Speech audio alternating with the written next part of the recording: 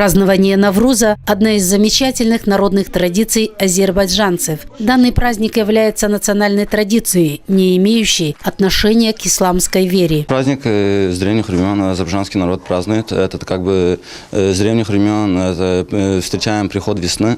Новый год наступает как бы с этим днем.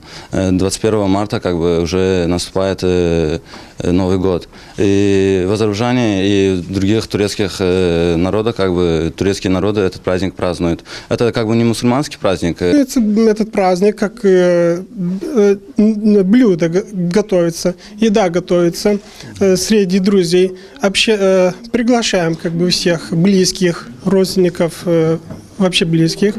И празднуем вместе. И пшеница означает большое значение, так как и она рождается, жизнь рождается, символ этого праздника.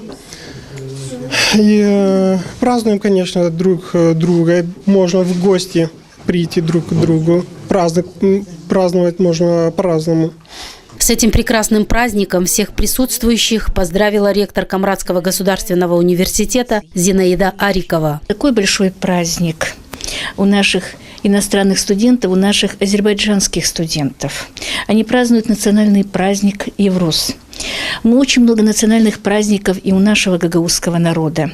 И нам очень интересно познавать такие национальные праздники, традиции, обычаи, культуру нашего народа. И хочу подчеркнуть, что народа, относящегося по языку именно к тюркской группе языков. Отрадно, что молодые люди из Азербайджана, находясь далеко от своей родины, не забывают о своих национальных традициях, отметила декан факультета национальной культуры Мария Яниогла. Народ Молдовы очень гостеприимный народ.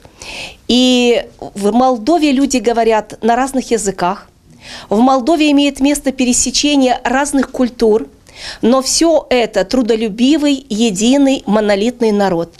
И нам очень приятно, что вы зерницу и страничку своей культуры привезли и в стены нашего университета.